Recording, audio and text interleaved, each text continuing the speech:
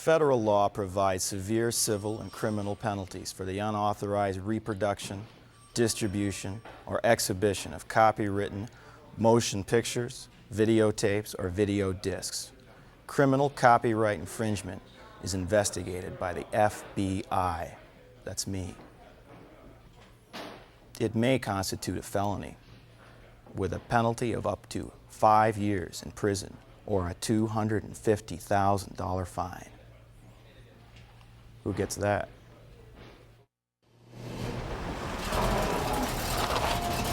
Oh man, I'm telling you, I'm late, God. My first day's video, it's like 10 after 7. Leave this shit, I'm trying to cancel it. Golf clubs, shit. All right, let's go. Man, hey, is Flea here yet? Don't let him park next to my car, all right? All right, here we go. Is everybody ready? Are they in here? Jesus, wait. No. Okay, start the tape. Start the tape. Let's go.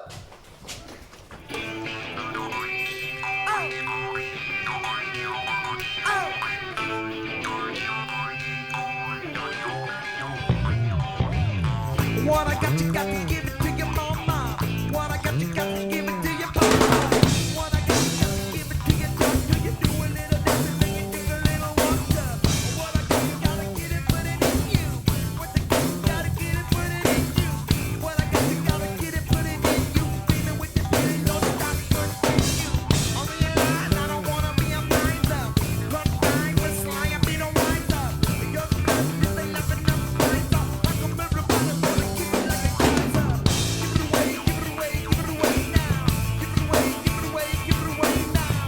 Give it away, give it away, give it away now. Rock him to the bumper, keep it on a bumper. Clean it up, people in the sea of distress.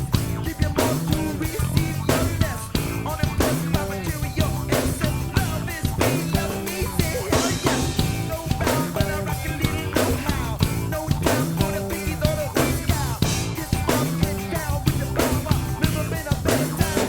Live right now. Bob Marley, forward and a pocket. Bob Marley, come back at the office. Bob Marley, walking like you're talking. Goodness me, you can see I'm gonna drop it. Give it away, give it away, give it away now. Give it away, give it away, give it away now.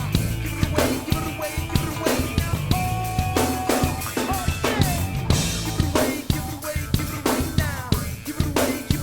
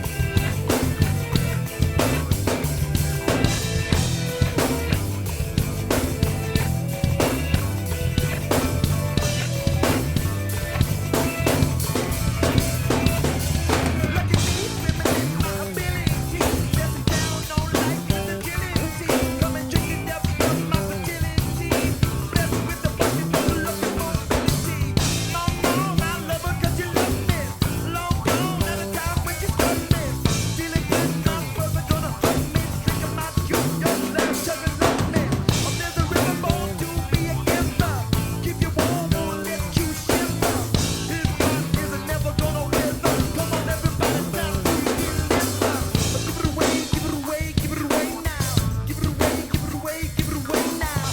Give it away, give it away, give it away now. Rock him to the bumper, keep it on a bumper. Hey, huh. Hi. So glad you could make it. I'm glad I made it. I'm sorry I was a little late, but you know, traffic is bad. Hollywood, trying to get through it all. But I'm just so excited. I am so excited to be here and be able to do this, play some music. I'm gonna be playing some of my favorite tunes, doing some grooves. I'm gonna do them slow, do them fast. I'm gonna talk about my approach to the drums. I'm also gonna have my little friend Flea playing along with me. We're gonna jam. I don't like to brag, I don't like to boast, but I like hot butter on my breakfast toast. Basically, our role as the rhythm section in Chili Peppers, we're gonna talk about how we do that and how we go about writing songs, all kinds of stuff. A little bit later on, we're gonna have some special guests, so you might wanna stick around for that. Anyway, what you would do now is go and look at the drums that I just played, that I just beat on. These real quickly, are just regular old standard pearl drums, except for the paint job by my friend Johnny Douglas, who painted them up to go after my tattoos. I have some on my legs, but I can't pull down my pants and show them to you because it's, it's a family show.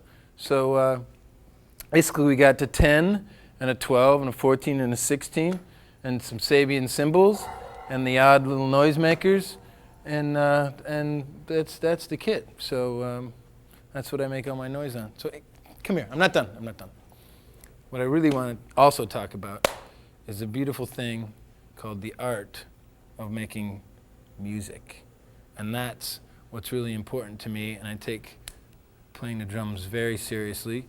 And I think it's a really cool thing that we're so lucky, and myself, even doing this video and making records and playing all over the world, and it's such a gift to put your art out to the people and be able to play, it just to make people feel good and be happy, and I'm just the luckiest person in the world to be able to do that. So we're all drummers here and some other people, all musicians, and we should really, really try to just think about having fun. First song we're gonna do, I'm gonna play a groove from a song called Mellowship, Slinky in B major, and this is basically has a funk swing shuffle feel to it. And check out, I'm gonna play it slow first, and check out the hi-hat, and I do a lot of grace notes with my left hand, and I also play the hi-hat with the right, and then on a 2 and 4 with the snare. So, here goes slow. 1, 2, 3.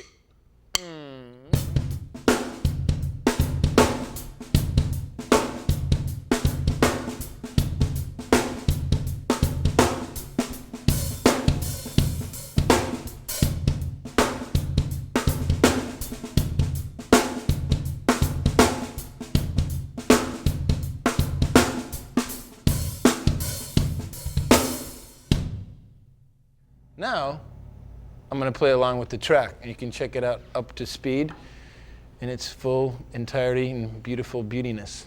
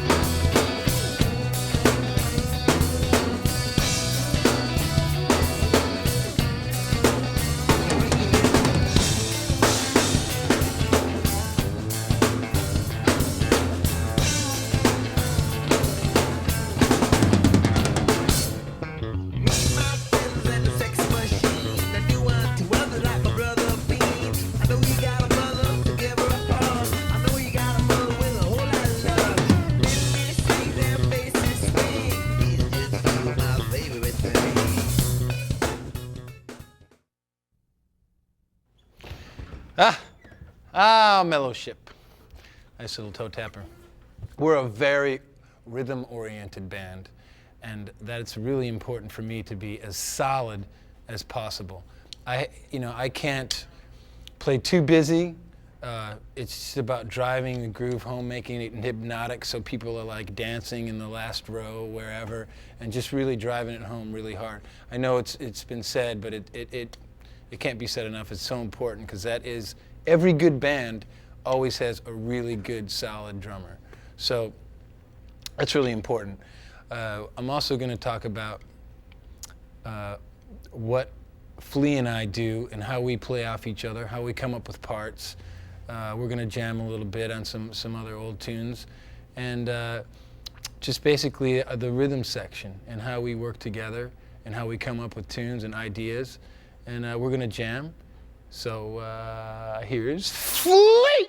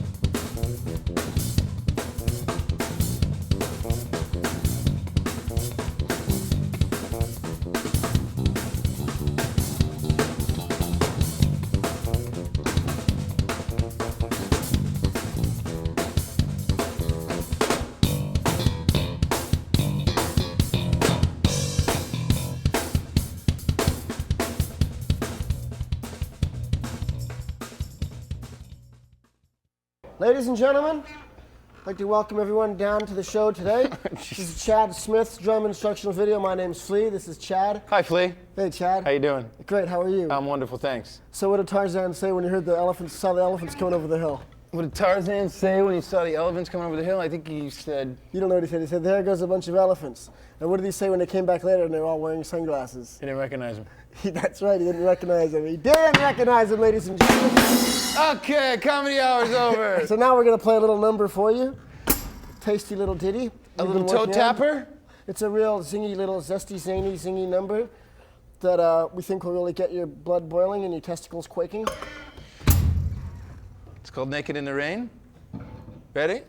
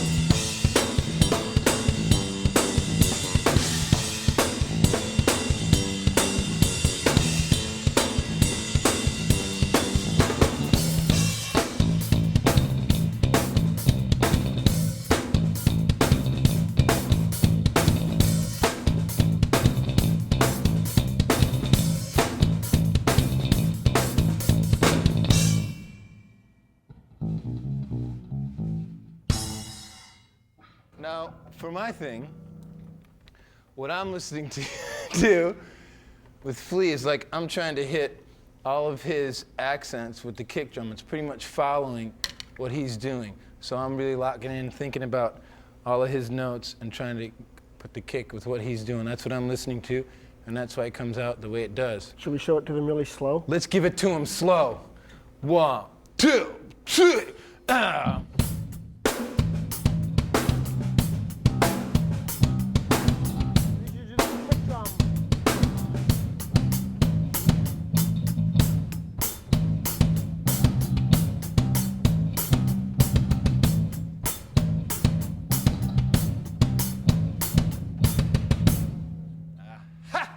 Very fancy kick drum work. Did you see that? See, not a double pedal, it's one pedal. Don't try that at home, kid. You may hurt yourself. Grew up in Detroit, Michigan, the lovely Motown, and I was very influenced by all the stuff on the radio, and I started playing the drums when I was 7, and my father went to like a Baskin-Robbins ice cream type place and went in the alley and stole like the big, you know, the things that you scoop the ice cream out of. And that was my first drum set with these little Lincoln Log, little children's play drumsticks. So I started out with the finest equipment, and that's how I really, you know, progressed so quickly at an early age. But from then, I basically played in like school bands and stuff, and never really took any formal lessons. Mostly my real influences were just listening and playing with other people on other records. Like I jammed with Led Zeppelin, I jammed with Black Sabbath, I jammed with Hendrix, I jammed with The Doors and Motown, Iggy Pop. There's like Sly and the Family Stone, James Brown, all these people. I'd put the headphones on and I'd play along to them. And the really important thing that I tried to do is, because there's so many different styles there, is I really tried to get in to the feel of what these drummers were, how they were, you know, injecting their personality into their bands. Like when Bonham, you know, was like a big influence, and my brother, I listened to all his records because I didn't have any, so he's to blame, but I had some pretty cool influences. But with Bonham, it was just, he was so funky. Like most people don't think of John Bonham's like a funky drummer, but he was like really funky and thrifty with his parts, and just, you know, with the heavy foot. So I try to sound like John Bonham when I play with Led Zeppelin, you know, and then when I go and say play with, you know, any of the groups that I'd emulate, I'd really try to sound like the drummer, and therefore with the different styles, try to plug into what they were doing. So that was a big learning thing for me, and it was really fun. I used to drive my mom crazy. You know, she'd be like flashing the light on and off in my bedroom, you know, and I'd be like, oh, and I'd be in this trance, you know, because I was like in the band. It was great. So another really big influence was Mitch Mitchell's drumming with Jimi Hendrix, and I got turned on to that at a pretty young age. And so basically one of the tunes on Blood Sugar called Breaking the Girl has this sort of 3 feel, and I was playing a part that really wasn't gelling that good. It was okay, but it, you know, wasn't really happening.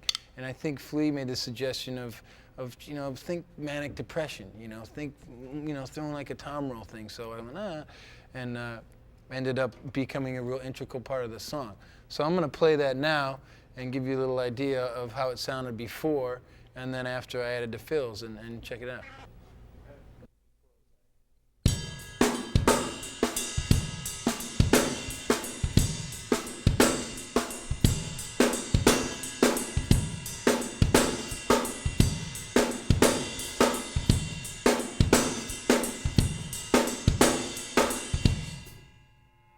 And then, after the manic depression suggestion, I threw this in there.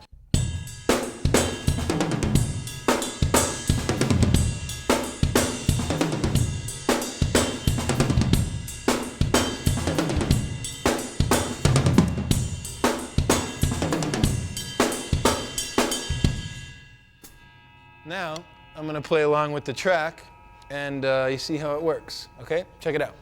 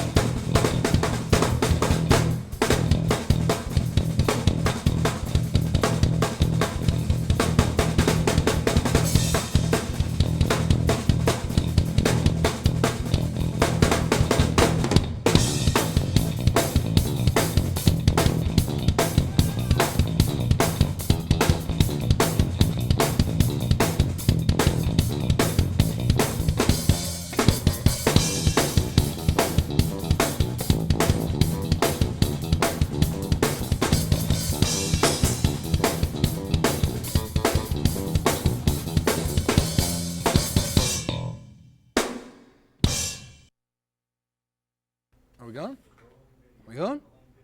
Are we going? Are we going? Are we going? Yes, your chili pepperness. Are we going? Are we going? Are we going? We're going. Okay. Now we're going to talk about warm-up stuff, what I do before the gig. Usually it's sound check. I get there, get real comfortable with the drums, set up the drums so that I'm really comfortable with them. You know, everything's set up in the right spot. It's really important so then you can come out right away slamming from the first, from the first downbeat. You're not, shifting stuff around. Your seat isn't right or the snare's too high or whatever.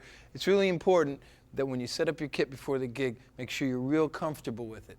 And then let the engineers and whoever mic the drum set after you've got everything in position. Don't move your stuff for them. Make them mic the kit to how you like it. Because if could you move your cymbal a little higher so you might get my mic in there? It's like you can work with them, but not so it's uncomfortable. You're the one that's playing, so that's really important. Another thing that I do before, usually, I'll play at sound check, and that's usually my warm-up when we're on tour and stuff. I don't really practice that much because we're playing most every night. And at sound check, I usually get to warm up pretty good. So I don't do a lot of playing during the day. But what I do is I do some stretching stuff. I also, it's just good to be stretched and warmed up. Any sort of, I basically stole a lot of my stretching exercises from Nadia Comaneci. And she taught me, I do a lot of, I touch the back of my head to my knees. And I don't really want to go into that right now, but, stretching is good. Yoga is really good, any of that sort of thing. But I also do warm-ups. I'll just do like some double stroke rolls just to get your hands warm. So you're coming in, you don't cramp up. Like a lot of times, if you don't warm up and you get right out on the drums and you start playing really hard right from the beginning, you'll cramp. And Flea does a lot of warming up exercises. He's got a serious thing that he does. So he doesn't cramp up because he's doing so much stuff. So you're using your arms and your hands. It's really important. You get right out there and maybe, you're a little excited and you're gripping the sticks a little too hard or something. You can cramp up really easy. So it's good to warm up your hands. So I just do like some double stroke rolls, this kind of stuff. Some flam.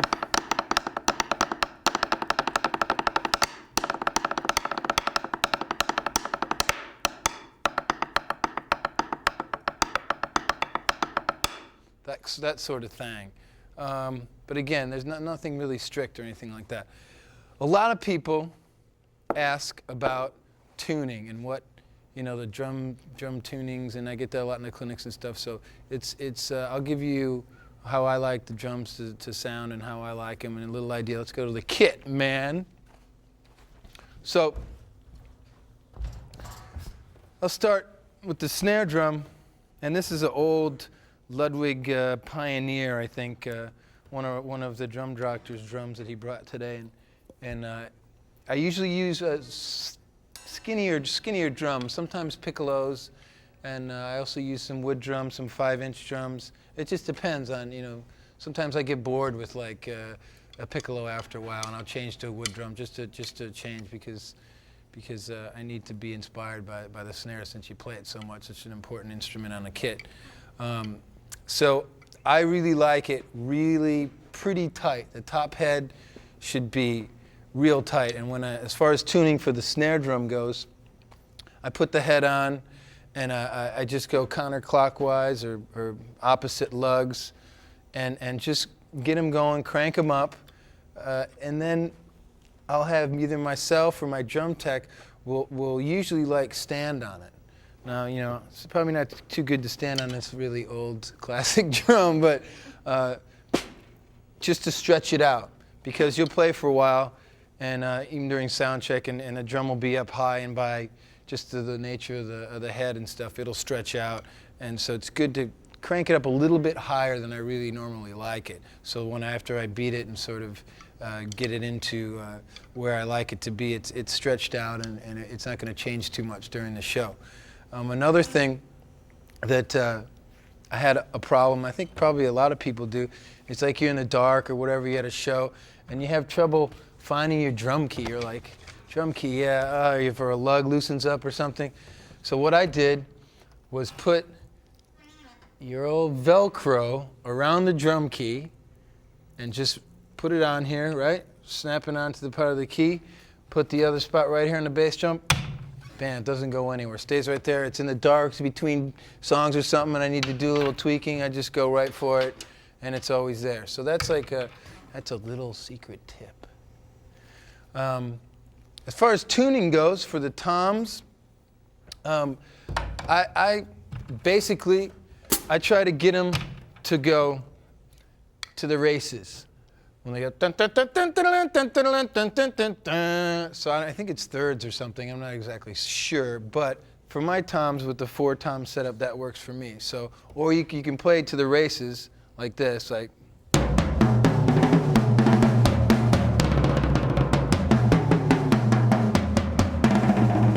It's close.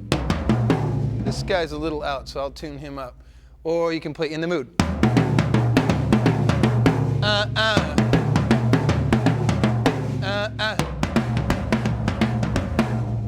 So for me, that's where the toms, my drums sound the best, and it's good for, really for the tension, so that you know your stick comes off the drums and it's not like mushy. I like to have a pretty tight playing surface so I can get around them faster.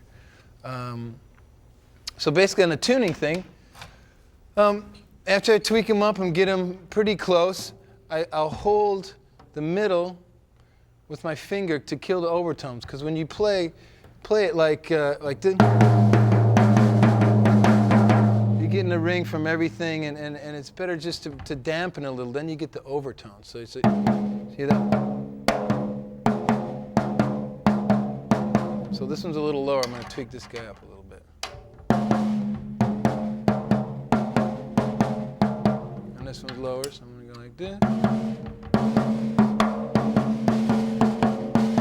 This guy's too high. So you just kind of got to go around until you can basically get the drum. Try to get them as close as you can to each other. So there's a good ring, unless some people like the drums to go down, boo. I like to try to keep them as even as I can, and just so you don't have obnoxious over rings on the drum, so it's a bad ring. But just really live. I don't put any tape on the drums. Sometimes a little piece of tape on the snare drum if it has a little bit of a ring. But I like to keep them as open as possible. Another thing about the bass drum, this kick drum head is really pretty slack. It's not real tight. Pretty loose. Well, I'll put the drum head on and I'll go around all the lugs, and then just enough to get the wrinkles out. So it's really pretty slack. It's pretty slack. And I have one of these Falam slams on there, and that gives it more attack. I'm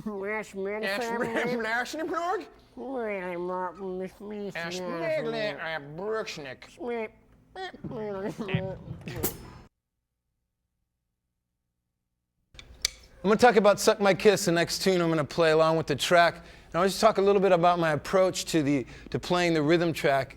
It's really important. I really lock in with the bass and the guitar, playing a lot of unison lines, especially in the verse. So I try to catch a lot of the stuff, a lot of the accents with the bass drum. And the dynamics are really important. The verses, I'm really tight with the hi-hat. And then when it opens up for the choruses, which has sort of an AC/DC-ish kind of chorus feel on the guitar, so I'm kind of smashing way more on the chorus to lift it up, and of course on the lead too to play behind John and move that along. But definitely just really solid and really hard, just cranking it and moving the tune along, and check out the dynamics and keeping the hi-hat real tight in the verse. So play along. See ya.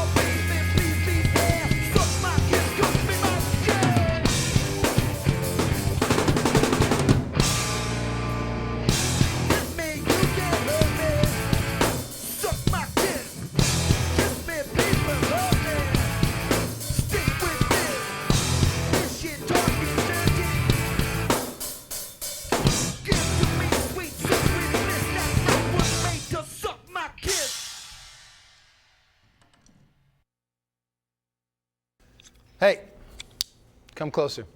Closer. Come on in. Come on in. Okay. That's what we're going to do. I'm going to sort of dissect a couple of beats, and really, this is a thing with the grace notes on the snare. It's really important with the left hand, like Buddy Rich was the king of this.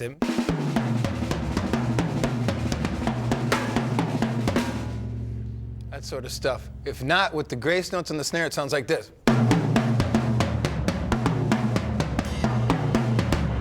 But with the left hand going,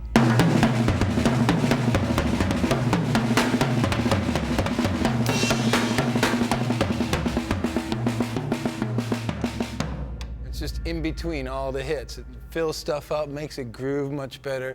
It's really important part, definitely of my playing. I throw in a lot of grace notes. They're very funky when you're playing straight, you know, funk beats. And if you have to ask, Blood Sugar has a lot of grace notes. And a couple from the songs off Mother's Milk, one of them called Higher Ground, a Stevie Wonder tune that's really cool that we covered. And I'm going to show you the difference, or the sound, basically, of when you play with just straight and without the grace notes. So I'm going to play with one hand how it would sound without the grace notes. So it's like this. 2, 3, 4.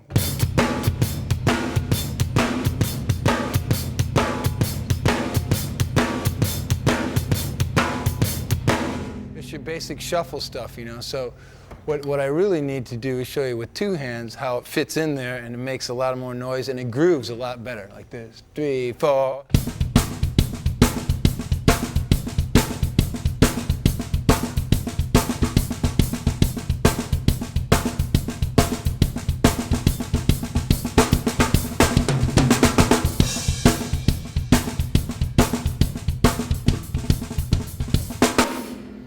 I'm going to play along with Flea, and I'll show you how it fits in with the bass part, and it grooves along with that. So we're going to do that. Flea, let's bust it out.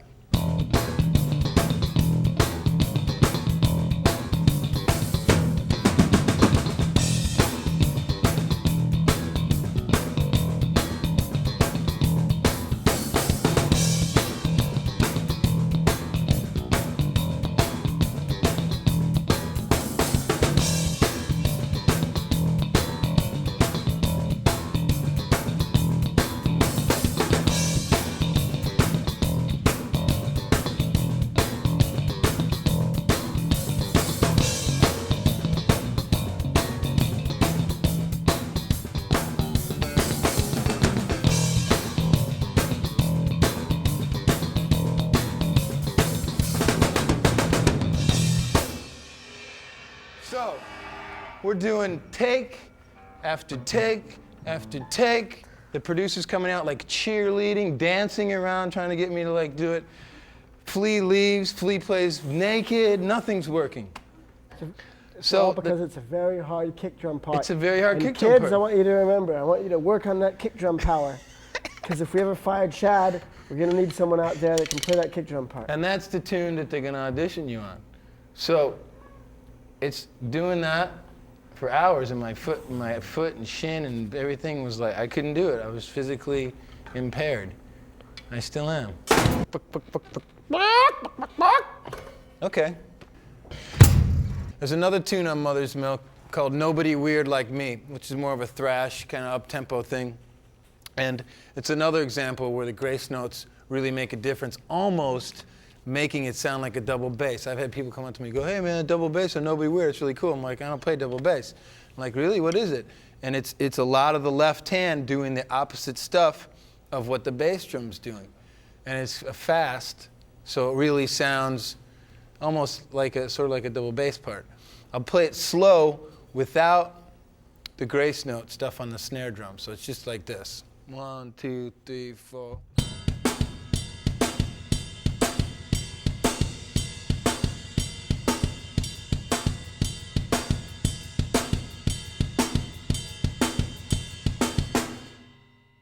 Okay, pretty lame, right? But when you throw in the little grace notes, it kind of spices it up a little bit. And this is how it goes, like that. 1, 2, 3, 4.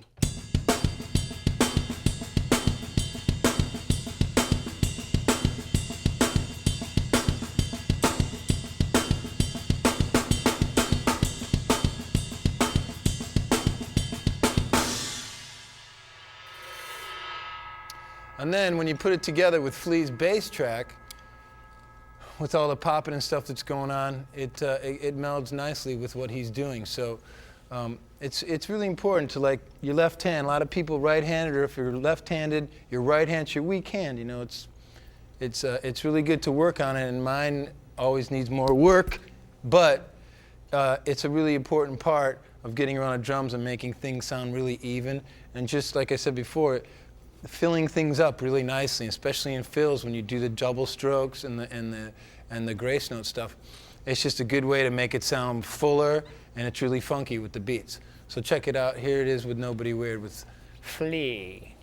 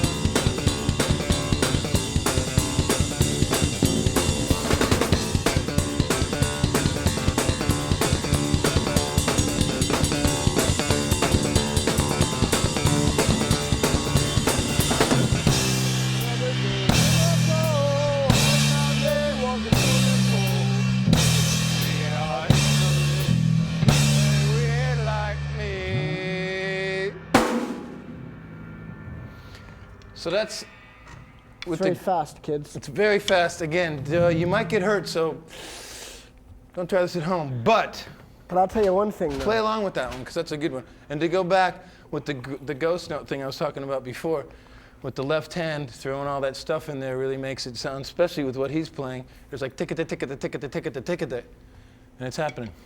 But I'll tell you one thing, though. I wish you would. That those kids out there should always remember. What should they remember?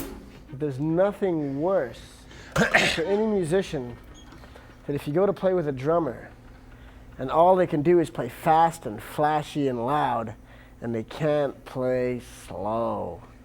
Good point, Flea. Isn't that terrible? Someone who Yes. just can't kick back and lay it down in the pocket. Something like this?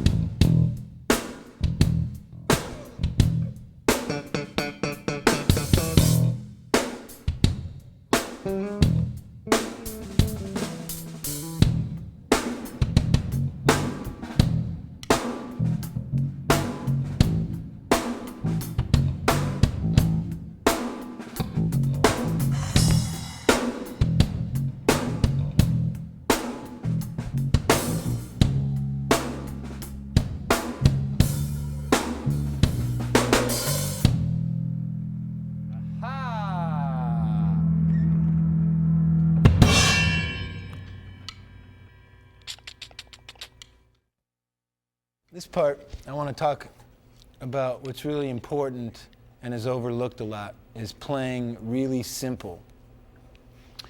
And what's really, really the most important thing when you're playing in a band is playing for the song. Lots of songs don't call for fancy fills, you know, and always trying to stick your chop in there because it sounds good. And you know, I used to be like that when I first started to play. I could play these fancy fills, so I wanted to put them in. But once I learned more about songs and writing songs, you got to play for what's needed for the song. So, and I Could Have Lied, which is another tune I'm going to play along with. It's really, really simple. John, our guitar player, and Anthony had come in with the part, and they had it on a little tape. And it was just acoustic guitar and Anthony singing. And me and Flea listened to it, and you're like, God, it's beautiful. It's a beautiful song.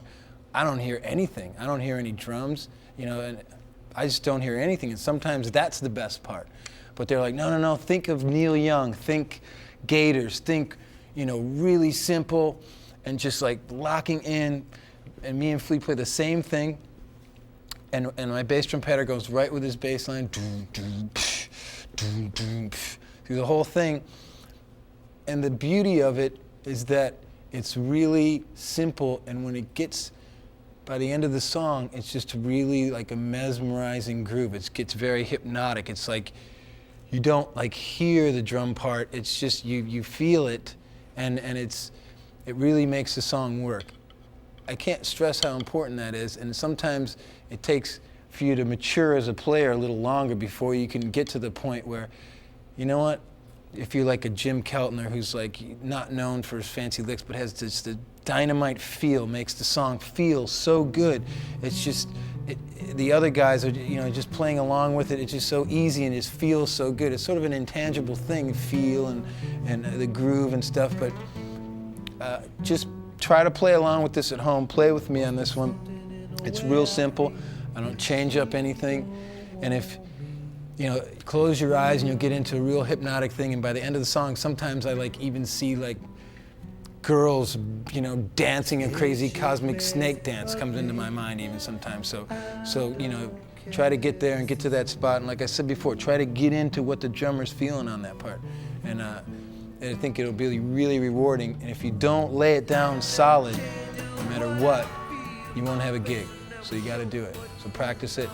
See ya.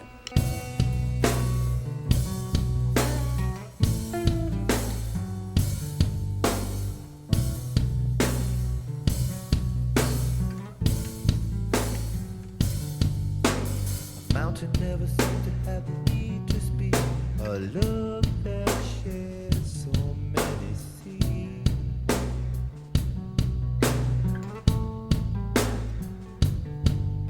The sweetest feeling I got from you, the things I said to you were true.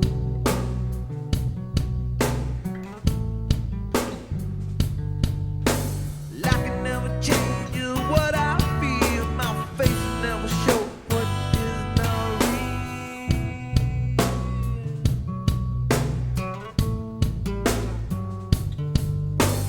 Could have lied, I'm such a fool.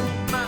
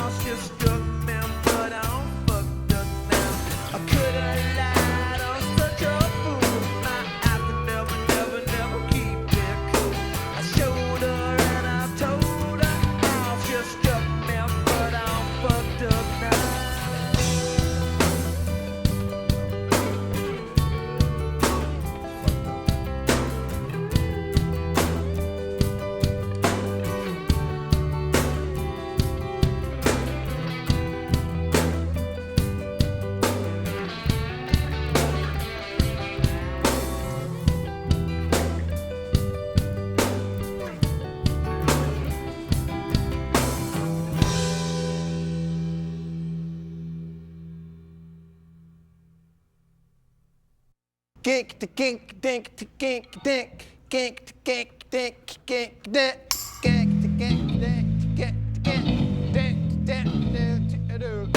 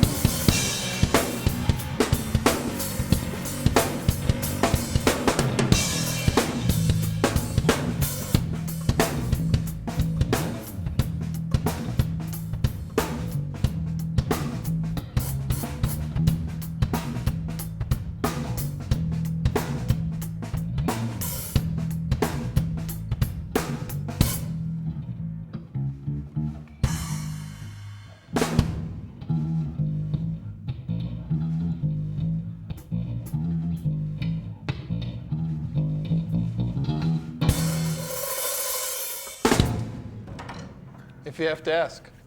It's a funky funk song. It's very funky. Well, this song, Lovely Man, Let's talk about the song Lovely Man. well, it's basically a blues-based riff. Is that right? And, What key is it in? It's in the key of E. But in all seriousness, Yes, the thing that really brings the song together for me is the song's about halal. absolutely. And I remember when we were recording it, we were kind of having a hard time getting it, just not like as hard as Higher Ground, but we were kind of having a hard time just getting that magic take. And I remember for myself, when I just really thought about him really hard, Yep. that was the take.